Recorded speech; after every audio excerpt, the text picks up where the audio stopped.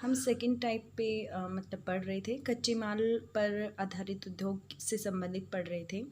तो देखिए यहाँ पर हम 5 तरीके के उद्योगों की बात करेंगे। तो 5 कौन कौन से, जो फर्स्ट कृषि आधारित आप कर चुके हैं, सेकेंड आपका है खनिज आधारित, थर्ड आपका है रसायन आधारित, यहाँ तक आप कर चुके हैं। रसायन आधारित, वन आधारित और पशु आधारित अभी हमारा रहता है। तो देखिए रसायन आधारित पढ़ते हैं। नाम से ही क्लियर है, जो रसायन केमिकल्स के ऊपर डिपेंड है। इस प्रकार के उद्योगों में प्राकृतिक रूप में पाए जाने वाले रासायनिक खनिजों का उपयोग किया जाता है। जैसे पेट्रो रसायन उद्योग में खनिज तेल का उपयोग किया जाता है। जो पेट्रो रसायन से संबंधित जो भी उद्योग होंगे उनमें खनिज तेल का प्रयोग किया जाता है। खनिज तेल मतलब पेट्रोलियम का प्रयोग किया जाता है। नमक है, गंधक है, पोटास उद्योगों में भी प्राकृतिक खनिजों को काम में लेते हैं। कुछ रासायनिक उद्योग जैसे कि लकड़ी एवं कोयले से प्राप्त कच्चे माल पर ही निर्भर है। रसायन उद्योगों के अन्य उदाहरण कृत्रिम रेशा बनाना, प्लास्टिक निर्माण इत्यादि है। अब देखिए वनों पर आधारित उद्योगों की बात करते हैं। वनों से प्राप्त कई मुख्य उद्योग एवं गुण उपज कच्चे माल के रूप में उद्योगों में प्रयुक्त होती है। फर्नीचर उद्योग के लिए इमारती लकड़ी, कागज उद्योग के लिए लकड़ी की जरूरत होती है, बांस के लिए एवं घास के लिए और लाख उद्योग के लिए लाख वनों से ही प्राप्त होते हैं। अब बात करते हैं पशु आधारित, मतलब जो पशुओं पर निर्भर करते हैं। जैसे कि चमड़ा है, ऊन पशुओं से ही प्राप्त किए जाते हैं और उनका प्रमुख कच्चा माल है। चमड़ा उद्योग के लिए चमड़ा एवं ऊनी वस्त्र उद्योग के लिए ऊन पशुओं से ही प्राप्त किया जाती है। हाथी दांत उद्योग की यदि मैं बात करूं तो दांत भी हाथी से ही मिलता है। फिर देखिए उत्पादन तथा उत्पाद आधारित उद्योग, आपने कुछ मशीनें एवं औजार देखे होंगे जिनके निर्माण में लौह इस्पात का प्रयोग कच्चे माल के रूप में किया जाता है। कुछ औजार ऐसे हैं या कुछ मशीनें ऐसे हैं जिनमें लौह इस्पात का प्रयोग कच्चे माल रॉ मटेरियल के रूप में प्रयोग किया जाता है। लौह इस्पात स्वयं में एक उद्योग है। वे उद्योग जिनके उत्पाद को अन्य वस्तुएं बनाने के लिए कच्चे माल के रूप में प्रयोग किया जाता है, उन्हें आधारभूत उद्योग कहते हैं। ठीक है, कौन से उद्योगों को आधारभूत उद्योग कहते हैं? देखिए आपका यहाँ से एक क्वेश्चन बन गया है कि आधारभूत उद्योग कौन से होते हैं। तो आधारभूत उद्योग वो होते हैं जिन उत्पादों को अन्य वस्तुओं के बनाने के लिए कच्चे माल के रूप में प्रयोग किया जाता है, उन्हें आधारभूत उद्योग कहा जाता है। उपभोक्ता वस्तु के ऐसे सामान का उत्पादन करते हैं जो प्रत्यक्ष रूप में उपभोक्ता द्वारा उपभोग कर लिया जाता है। उदाहरण के तौर पर रोटी, बिस्किट, चाय, साबुन, ये प्रत्यक्ष रूप से किसी भी उपभोक्ता द्वारा उपभोग कर लिए जाते हैं। क्योंकि आप एक उपभोक्ता हैं तो आप भी इसे प्रत्यक्ष रूप से उपभोग कर रहे हैं। टेलीविजन है, श्रृंगार का सामान इत्यादि का उत्पादन करने वाले उद्योगों को उपभोक्ता माल बनाने वाले अथवा गैर आधारभूत उद्योग कहा जाता है। अब स्वामित्व के आधार पर देखते हैं। ठीक है, ये थर्ड टाइप हम पढ़ रहे हैं। तो थर्ड टाइप में स्वामित्व अकॉर्डिंग टू ओनरशिप, कि उसका स्वामी कौन है। फर्स्ट सबसे पहले बात करेंगे सार्वजनिक क्षेत्र से, जो सरकारी उद्योग जिसके अंदर आते हैं, जिस पर सरकार का नियंत्रण होता है। सेकंड हम निजी उद्योगों के बारे में पढ़ेंगे जिस पे किसी सिंगल इंडिविजुअल का अधिकार होता है। और जो हम थर्ड यहाँ पर स्टडी करेंगे वो संयुक्त, ठीक है, जिसमें निजी और सार्वजनिक दोनों ही सम्मिलित किए जाते हैं। सार्वजनिक उद्योगों के बारे में देखिए, सार्वजनिक क्षेत्र के उद्योग सरकार के अधीन होते हैं। भारत में बहुत से उद्योग सार्वजनिक क्षेत्र के अधीन हैं।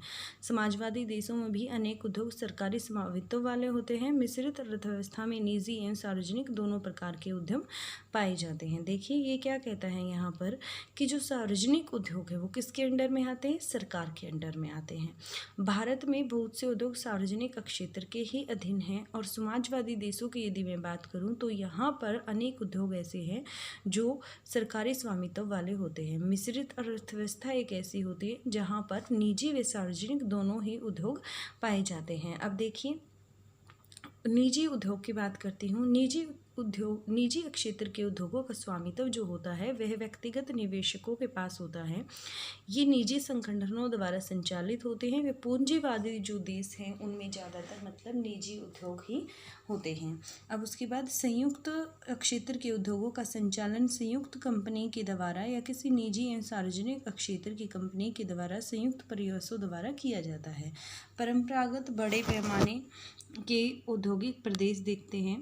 यह भारी उद्योग के क्षेत्र होते हैं, जिसमें कोयला खदानों के समीप स्थित धातु पिघलाने वाले उद्योग, भारी इंजीनियरिंग, रसायन, वस्त्र उत्पादन इत्यादि का कार्य किया जाता है। देखिए, जो बड़े उद्योग होते हैं, बड़े पैमाने वाले औद्योगिक प्रदेश कौन से हैं? यहाँ पर भारी उद्योग के क्षेत्र होते हैं, जैसे कि जिसमें कोयला खदानों के समीप स्थित धातु पिघलाने वाले उद्योग, भारी इंजीनियरिंग, रसायन निर्माण, वस्त्र उत्पादन इत्यादि का कार्य किया जाता है। इन्हें धुएं की चिमनी वाला उद्योग भी कहते हैं। ठीक है, फिर उसके बाद परंपरागत औद्योगिक प्रदेशों के निम्न पहचान बिंदु हैं। पहला पॉइंट और दूसरा पॉइंट दो बारों में देखेंगे। जो परंपरागत औद्योगिक प्रदेश है तो उनके बिंदु देखते हैं कौन कौन से हैं।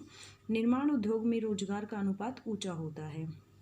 निर्माण उद्योग जो होंगे वहाँ पर रोजगार का अनुपात ऊंचा होगा। उच्च गृह गंतव्य जिसमें घर घटिया प्रकार के होते हैं, इन सेवाएं अपर्याप्त होती हैं। देखिए, निर्माण उद्योग में रोजगार का अनुपात तो ठीक है, अच्छा है, लेकिन उच्च गृह घनत्व की यदि बात करें तो घर जो होते हैं वे घटिया प्रकार के होते हैं और सर्विसेज भी अवेलेबल नहीं होती। वातावरण आकर्षक होता है जिसमें गंदगी की अनाकर्षक होता है जिसमें गंदगी के ढेर व प्रदूषण होता है। बेरोजगारी की समस्या, उत्प्रवास, विश्वव्यापी मांग कम होने के कारण, कारखाने बंद होने के कारण परित्यक्य भूमि का क्षेत्र होता है। जर्मनी का रूहर कोयला देख लेते हैं। यह सबसे लंबे समय से यूरोप का प्रमुख औद्योगिक प्रदेश रहा है। यदि यहाँ मैं जर्मनी के रूहर क्षेत्र की बात करूँ, जो एक कोयला क्षेत्र है, तो यह जो क्षेत्र है यह मतलब यूरोप का सबसे प्रमुख औद्योगिक प्रदेश रहा है। कोयला, लोहा, इस्पात यहाँ अर्थव्यवस्था का प्रमुख आधार है। यहाँ की यदि मैं इकोनॉमी की बात करूँ तो जो कोयला है, लोहा है, इस्पात है, वो यहाँ की अर्थव्यवस्था का प्रमुख आधार रहे हैं। लेकिन यहाँ पर कोयले की मांग में कमी आने के कारण उद्योग संकुचित होने लगा है। यहाँ लौह अयस्क समाप्त होने पर लौह अयस्क देखिए कोयले की मांग की कमी हो गई है, इसलिए उद्योग क्या होने लगे हैं? संकुचित होने लग गए हैं। और यहाँ लौह अयस्क समाप्त होने पर भी जलमार्ग से आयातित अयस्क का प्रयोग करके उद्योग कार्यशील है। लौह अयस्क यहाँ पे समाप्त हो गया है, लेकिन फिर भी उद्योग यहाँ पर कार्यशील है, काम कर रहे हैं, क्योंकि लौह अयस्क का अब क्या किया जाता है? आयात किया जाता है। ठीक है, आयात का मतलब आप समझते हैं, इंपोर्ट किया जाता है। जर्मनी के इस्पात उत्पादन का 80% रूहर से प्राप्त होता है। जर्मनी के यदि मैं इस्पात के उत्पादन की बात करूं तो इस्पात कहाँ से प्राप्त होता है? 80% रूहर से, रूहर जगह से। औद्योगिक ढांचे में परिवर्तन के कारण कुछ क्षेत्रों के उत्पादन में गिरावट आई है। औद्योगिक ढांचे में परिवर्तन हुआ है, इसके कारण कुछ क्षेत्रों के उत्पादन में गिरावट आई है। इन प्रदूषण व औद्योगिक अपशिष्ट की समस्या भी होने लगी है। अब रूहर के भविष्य की संपन्नता कोयले व इस्पात की बजाय नए उद्योग जैसे ओपेल कार बनाने का विशाल कारखाना, नए रासायनिक संयंत्र, विश्वविद्यालय इत्यादि पर आधारित है। यहाँ खरीदारी के बड़े बड़े बाजार बन गए हैं, जिससे एक नया रूहर भूदृश्य विकसित हो रहा है। देखिए, रूहर जो है वहाँ भविष्य की संपन्नता कोयले और इस्पात की बजाय नए उद्योग से है। ठीक है, किस पे मतलब वहाँ की संपन्नता कोयले और इस्पात पर डिपेंड नहीं करती हैं, बल्कि जो नए उद्योग जैसे ओपेल कार बनाने का विशाल कारखाना, नए रासायनिक संयंत्र, विश्वविद्यालय इत्यादि पर आधारित हैं। यहाँ खरीदारी के बड़े बड़े बाजार बन गए हैं, जिससे एक नया रूहर भूदृश्य विकसित हो रहा है। अब बात करते हैं लौह इस्पात उद्योग। लौह इस्पात उद्योग आप पहले भी कर चुके हैं, 10th क्लास की ज्योग्राफी में भी आपने काफ़ी डिटेल में इसे स्टडी किया है। अब जो हम स्टडी करेंगे वो लौह इस्पात आपने स्टडी किया है 10th क्लास में इंडिया कंट्री से रिलेटेड जो क्षेत्र हैं वहाँ का, लेकिन अब जो हम स्टडी करेंगे वो पूरे विश्व में देखेंगे कि कहाँ लौह इस्पात के केंद्र हैं। लौह इस्पात जो उद्योग होता है वो सभी उद्योगों का आधार होता है, इसलिए इसे आधारभूत उद्योग भी कहा जाता है। ठीक है, आधारभूत उद्योग का मैंने आपको बता दिया था, जब किसी प्रोडक्ट को बनाने के लिए एज ए रॉ मटेरियल किसी अन्य प्रोडक्ट को यूज़ किया जा रहा है, तो वो जो अन्य प्रोडक्ट है उसे आधारभूत उद्योग कहा जाता है। ठीक है, तो यहाँ पर जो लौह इस्पात है वो एक आधारभूत उद्योग है बहुत सारी इंडस्ट्रीज़ के लिए। यह आधारभूत इसलिए है क्योंकि यह अन्य उद्योगों जैसे कि मशीन और औजार जो आगे उत्पादों के लिए प्रयोग किए गए हैं को कच्चा माल प्रदान करता है। देखिए, इसे आधारभूत उद्योग इसलिए कहा गया है कि जो मशीन या उससे आगे जो भी औजार बनते हैं उनके उत्पादों के लिए यह कच्चा माल प्रदान करता है। और हम इसे भारी उद्योग भी कह सकते हैं क्योंकि इसमें बड़ी मात्रा में भारी भरकम कच्चा माल उपयोग में लाया जाता है। बड़ी मात्रा में भारी भरकम कच्चा माल उपयोग में लाया जाता है, इसलिए हम इसे भारी उद्योग भी कह सकते हैं। इन जो इसके उत्पाद होते हैं, जो इसके प्रोडक्ट होंगे वो भी क्या होते हैं, हैवी होते हैं, भारी होते हैं। ठीक है, तो इसलिए हम इसे क्या कह सकते हैं, भारी उद्योग भी कह सकते हैं। क्लियर है? नेक्स्ट हम नेक्स्ट लेक्चर में करेंगे। मॉर्निंग स्टूडेंट्स, आप जो कर रहे थे आपने यहाँ पर किया था industries based on input in raw materials. ठीक है, जो इंडस्ट्रीज इनपुट और रॉ मटेरियल पर डिपेंड हैं, तो ऐसी जो हमारे पास है वो 5 तरीके की होती हैं। 5 तरीके की एग्रो बेस्ड जो कृषि से संबंधित है, mineral based, you know very well about the minerals. ठीक है, मिनरल्स की क्लासिफिकेशन ये भी आप सब जानते हैं, 11th एंड 10th स्टैंडर्ड में आप ये सारा कंप्लीट कर चुके हैं। एंड लास्ट लेक्चर जो मेरा था उसमें मैंने आपको ये एक्सप्लेन कर दिया है। आज जो हम करने जा रहे हैं वो केमिकल बेस्ड करेंगे, फिर उसके बाद फॉरेस्ट बेस्ड करेंगे, देन आफ्टर हम एनिमल बेस्ड करेंगे। ठीक है, 3 टॉपिक ये करेंगे। फिर उसके बाद जो हम करेंगे वो करेंगे इंडस्ट्री बेस्ड ऑन ऑनरशिप। ठीक है, स्वामित्व के आधार पर जो इंडस्ट्रीज़ को, उद्योगों को डिवाइड किया गया है, विभाजित किया गया है, उनके बारे में। जैसे कि हम यहाँ पर देख सकते हैं पब्लिक सेक्टर इंडस्ट्रीज़ होती हैं, प्राइवेट सेक्टर इंडस्ट्रीज़ होती हैं और जॉइंट सेक्टर इंडस्ट्रीज़ होती हैं। फिर उसके बाद हम यहाँ पर देखेंगे आयरन ओर से रिलेटेड। ठीक है, तो ये हम आज कंप्लीट स्टडी करेंगे। सबसे पहले हम स्टार्ट करते हैं केमिकल बेस्ड इंडस्ट्रीज़। नाम से क्लियर है, जहाँ केमिकल्स की बात आ गई, ऐसी इंडस्ट्रीज जो केमिकल्स के ऊपर डिपेंड रहती हैं। ठीक है, देखिए such industries use natural chemical minerals. ऐसी इंडस्ट्री जो होती हैं वो नेचुरल केमिकल मिनरल्स को यूज़ करती हैं, जैसे कि mineral oil, petroleum is used in petrochemical industry. इसका पेट्रोकेमिकल इंडस्ट्री में प्रयोग किया जाता है। Salt, sulphur and potash industry also used natural minerals. ये भी नेचुरल मिनरल्स का प्रयोग करती हैं। Chemical industry are also based on raw material obtain from wood and coal. ये कहता है केमिकल इंडस्ट्रीज मतलब बेस होती हैं किन कच्चे पदार्थ के ऊपर, जो हमें वुड और कॉल से प्राप्त होता है। Synthetic fibre, plastic etcetera are the example of chemical based industries. ठीक है, ये आपको कुछ एग्जाम्पल दिए गए हैं जो इंडस्ट्री केमिकल्स पे डिपेंड करती हैं। ठीक है, तो अब आपसे पूछा जाए तो आप एक्सप्लेन कर सकते हैं केमिकल बेस्ड इंडस्ट्रीज कौन सी होती है। Such industries use natural chemical minerals. ठीक है, जैसे मिनरल ऑयल कौन सा, पेट्रोलियम। ठीक है, पेट्रोकेमिकल के अंदर पेट्रोलियम का यूज़ किया जाता है, तो आप यहाँ पर कह सकते हैं this is a chemical based industry. Clear to you? Now next है forest based raw material using industry. देखिए ऐसी इंडस्ट्रीज जो मटेरियल के अंदर, ठीक है, क्या यूज़ करती हैं, फॉरेस्ट को एज ई रॉ मटेरियल यूज़ करती हैं। तो ऐसी इंडस्ट्रीज मतलब जो डिपेंड हैं किस चीज़ के ऊपर, फॉरेस्ट के ऊपर। The forest provide many major and minor product. Forest जो हैं वो हमें काफ़ी मेजर एंड माइनर प्रोडक्ट मतलब प्रोवाइड कराते हैं, which are used is raw material. जैसे कि उनका कच्चे पदार्थ के रूप में टिम्बर का प्रयोग किया जाता है बेटा फर्नीचर इंडस्ट्री में, would bamboo and grass for paper industries, इनका पेपर इंडस्ट्रीज के लिए। और लाख की बात करूँ तो लाख इंडस्ट्रीज में इसका प्रयोग किया जाता है। Animal based industry that means एक ऐसी इंडस्ट्री जो एनिमल्स पे बेस है। ठीक है, जैसे कि leather from the for leather industry and wool for the woollen textile are obtained from the animals. किससे प्राप्त की जाती है, एनिमल से प्राप्त की जाती है। बिसाइड्स इसके अलावा ivory is also obtained from the elephant tusk. और यदि हाथी के दांत की बात करूँ तो वो भी हाथी के टस्क दांत से ही प्राप्त किया जाता है। Industry based on output product, अभी हमने देखा था इनपुट से संबंधित, अब हम देखेंगे आउटपुट से। You have seen some machines and tools made of iron और स्टील। आपने बहुत सारे मतलब मशीन्स और टूल्स ऐसे देखे होंगे जो आयरन और स्टील से बने हुए हैं। The raw material for such machines and tools is iron. ऐसी मतलब जो रॉ मटेरियल है इनके लिए जो ऐसे मशीन्स और टूल्स हैं जो आयरन और स्टील से बने हैं। ठीक है, विच इज़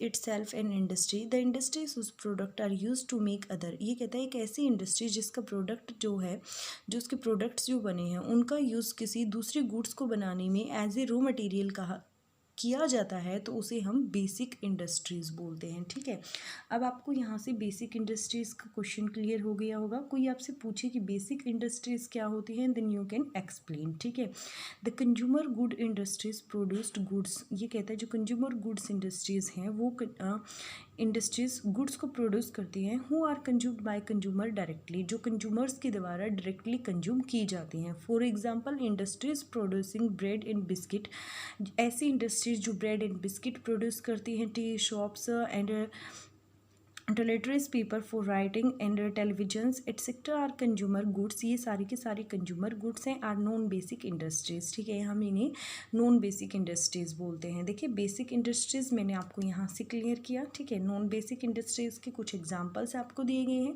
जो डायरेक्टली कंज्यूमर्स के द्वारा कंज्यूम की जाती हैं, उन्हें नॉन बेसिक इंडस्ट्रीज़ कहा जाता है। अब इंडस्ट्री बेस्ड ऑन ओनरशिप देख लेते हैं।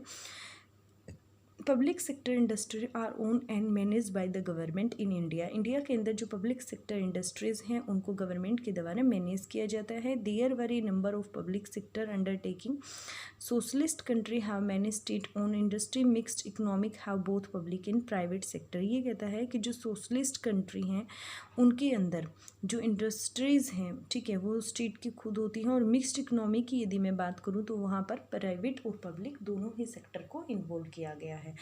नेक्स्ट देखते हैं, 3 टाइप से ही डिवाइड किया गया है। Private sector industry our own by the individual investor, ये कहता है जो प्राइवेट सेक्टर की इंडस्ट्री हैं उसमें व्यक्तिगत रूप से इन्वेस्टर्स होते हैं। ठीक है, they are managed by the private organisation, या तो वो प्राइवेट ऑर्गेनाइजेशन के द्वारा मैनेज किए जाते हैं।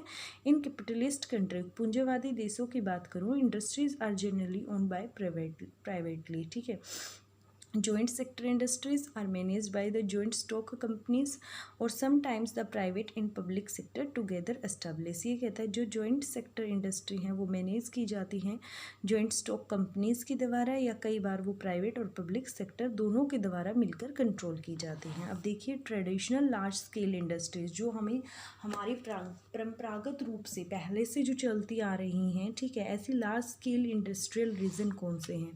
These are based on heavy industry, ये किस पर निर्भर करते हैं? हैवी इंडस्ट्रीज़ के ऊपर। Often located near coal field, जो ज़्यादातर कोल फील्ड के नज़दीक लोकेट होते हैं। इंगेज इन मेटल स्मेल्टिंग, इनका जो किस चीज़ में ये क्या काम करते हैं? मेटल स्मेल्टिंग का, हैवी इंजीनियरिंग का, केमिकल मैन्युफैक्चर और टेक्सटाइल प्रोडक्शन इसके अंदर इंक्लूडेड है। These industry are now known as the smoke stack industries, आज के टाइम पे इन्हें स्मोक स्टेक इंडस्ट्रीज़ बोला जाता है क्योंकि इनसे काफ़ी पोल्यूशन होता है। Traditional industry region can be recognised by, traditional industry region को रिकॉग्नाइज किया गया किस तरीके से? High proportion of employment in the manufacturing industry, जो विनिर्माण के जो उद्योग हैं वहाँ पर जो एम्प्लॉयमेंट का प्रोपोर्शन है, अनुपात है, वो ज़्यादा है। हाई डेंसिटी हाउसिंग, जो हाउसिंग होंगी मतलब जो घर होंगे वो काफ़ी भीड़ भाड़ इलाके वाले होंगे। ओपन ऑफ इंफीरियर टाइप, बेकार से टाइप के होंगे, और जो सर्विसेज होंगी वो भी क्या होंगी? पुअर होंगी। फिर उसके बाद अनअट्रैक्टिव इन्वायरमेंट भी अच्छा नहीं होगा। फॉर एग्जांपल जो है वहाँ पर पॉल्यूशन होगा, वेस्ट हिप्स होंगे, काफ़ी कूड़ा कचरा, गंदगी के ढेर भी होंगे वहाँ पर। प्रॉब्लम्स ऑफ अनएम्प्लॉयमेंट, और वहाँ पर सेकंड पॉइंट क्या कहता है, या फिर वहाँ पर बेरोज़गारी की समस्याएं होंगी। एमिग्रेशन होगा, या डेरिलेक्टेड लैंड एरिया कोज्ड, और जो मतलब फैक्ट्रीज सीज हो गई हैं, बंद हो गई हैं क्लोजर ऑफ फैक्ट्रीज़ की वजह से, ऐसा एरिया मतलब world wide fall in demand. अब देखिए रूहर कोलफील्ड जर्मनी की बात करते हैं। This has been one of the major industrial region of the Europe for a long time, ये कहता है यूरोप का यदि मैं बात करूं मतलब जो मेजर इंडस्ट्रियल रीजन है वो रूहर है जो जर्मनी के अंदर लोकेटेड है। Coal and iron and steel are form the basis of the economy, जो कोल है, आयरन है और जो स्टील है वो यहाँ की मतलब इकोनॉमी का बिल्कुल आधार है। But as the demand of coal decline, लेकिन अब यहाँ पर जो कोल की डिमांड है वो डिक्लाइन हो गई है। And the industries started shrinking, और इंडस्ट्रीज़ क्या श्रिंक कॉन्ट्रैक्ट होनी स्टार्ट हो गई हैं। Even after the iron ore was exhausted, और आयरन की जो ओर थी यहाँ पर वो भी समाप्त हो गए हैं। The industry remained using imported ore brought from waterways to the Ruhr, लेकिन यहाँ के जो उद्योग हैं वो अब मतलब आयरन ओर को क्या करते हैं, इम्पोर्ट करते हैं बाय द पोर्ट्स, जो सी का रास्ता है उसके through. The Ruhr region responsible for 80% of the Germany total steel production. जो रूहर रीजन के बारे में बात की, जो जर्मनी में लोकेटेड है, वह जर्मनी के 80% मतलब स्टील प्रोडक्शन के लिए रिस्पॉन्सिबल है। मतलब वहाँ पर ही 80% स्टील का प्रोडक्शन किया जाता है। कहाँ पर? जर्मनी के रूहर क्षेत्र के अंदर। देखिए, changes in the industry structure have led to decay the some areas and there are problem of industrial waste and pollution. ये कहता है यहाँ पर मतलब जो ये जो एरियाज़ हैं यहाँ पर जो प्रॉब्लम है वो किसकी? इंडस्ट्रियल वेस्ट की एंड पोल्यूशन की। The future prosperity of the Ruhr is based least on the product of coal and steel. ये कहता है जो फ्यूचर की मतलब जो उसकी प्रॉस्पेरिटी, जो उसकी उन्नति होगी, वो रूहर की मतलब बहुत ज़्यादा कम डिपेंड करती है, ठीक है, किसके ऊपर? कोल एंड स्टील के ऊपर। For it was initially famous, starting में यह इन चीज़ों के लिए बेशक से फेमस था, and more on the new industries like the huge Opel car assembly. लेकिन यदि आज के टाइम पे देखें तो यहाँ पर कुछ न्यू इंडस्ट्रीज़ आ गई हैं, जैसे huge Opel car assembly plant लग गया, न्यू केमिकल प्लांट, यूनिवर्सिटीज़ आ गई हैं। Out of town shopping centres have appeared, और अब यहाँ टाउन के बाहर शॉपिंग सेंटर्स भी नज़र आ रहे हैं, और इस तरीके से इसे अब जो है वो न्यू रूहर में परिवर्तित होता जा रहा है। अब हम देखेंगे आयरन एंड स्टील इंडस्ट्री।